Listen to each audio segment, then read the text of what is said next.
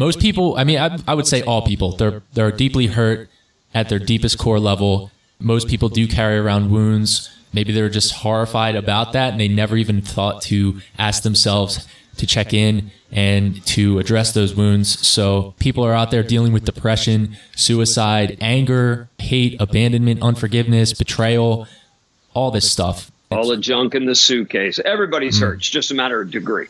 And even though it's been shown to accelerate and unleash the greatest, a human's greatest potential when we work through all of that, why does it make people feel so uncomfortable to go there in the first place? Well, I think part of this is because we all have insecurities, so we don't want to look at this stuff in our souls. Part of this is shame. You know, when you have stuff inside, shame really is just a fear of not being loved, not belonging, that if people really knew me, they wouldn't accept me.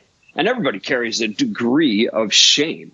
And what happens is you're afraid at some core level to look at this stuff in the presence of others because, dear God, if they knew me, they wouldn't accept me, wouldn't love me, I wouldn't belong. And so there's a piece of this that therefore makes me want to defend myself. It makes me want to put my best foot forward and sort of spin my life a little bit so people will think that I'm better than I am so that I could be accepted.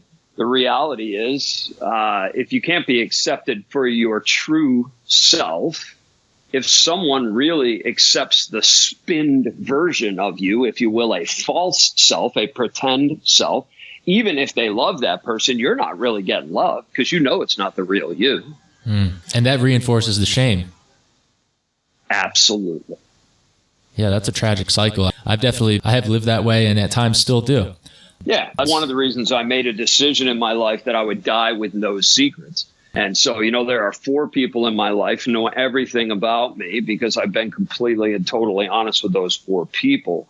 The reality is you could never come to me, therefore, and say, well, you did this. And I go, yeah, I know, but, Jen knows that. Ron knows that. Martin knows that. Heck, I wrote that one in a book.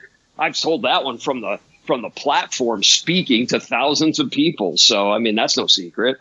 The reality is the guy you look at in the mirror or the woman you look at in the mirror every day when you're that brutally honest is the person that you are presenting. And that gives you a congruence in your life. That gives you a deep inner sense of acceptance and peace. I'm just kind of letting that soak in a little bit. For me, one of the things, Jonathan, that really triggered all this is my relationship with God. To know I'm deeply loved and accepted by Jesus, this is where I got the courage to be able to start to unpack the stuff in my secrets. I realized I'm loved. I am accepted. The Bible's concept that you were loved while you were still enemies with God. You wanted nothing to do with him, and he still loved you. And there's no condemnation for us. This kind of thinking about who Jesus is and what he came to do gave me the security to really go after this stuff.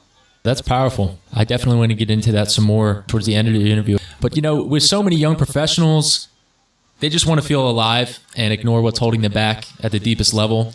What piece of wisdom would you share to aid someone who may be considering right now getting into a heavier vice without realizing it could turn into a vice? For example, a trend I'm seeing right now is...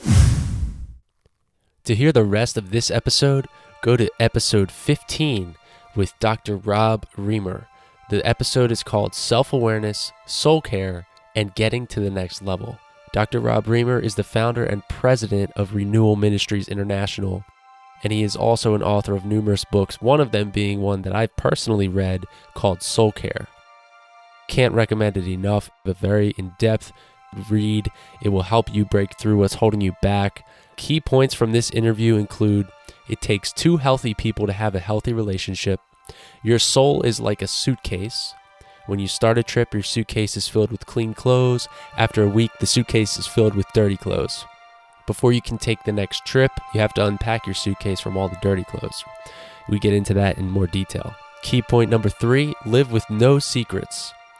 Transparency is key. 4, business is about relationship. 5, develop self-awareness. 6, don't defend yourself from the truth. The truth is not your enemy. It's not an intrusion. Every time you defend yourself, you're keeping yourself from the truth. The truth is your friend. 7, Journal, pray, and process. 8. We all have insecurities, all of us. 9. You are deeply loved regardless of your past. There's a lot more to this episode, but if any of those key points resonated with you and you'd like to hear more about them, be sure to go to episode 15 with Dr. Rob Reamer and give it a listen. It's well worth the 50 minutes. As always, live wide open and Godspeed. See you on Friday. Congratulations on making it to the end of this episode. What about this episode stood out to you?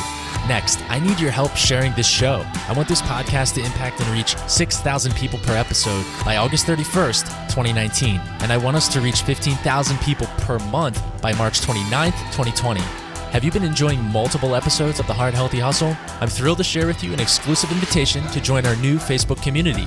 To get to know other Heart Healthy Hustlers, simply go to thehearthealthyhustle.com/Facebook, where you can expect to see different members of our community being featured weekly in Facebook Live calls. I appreciate all of your love and support, and I will see you in the next episode. As always, be generous on every occasion. There is a story for you, and live wide open.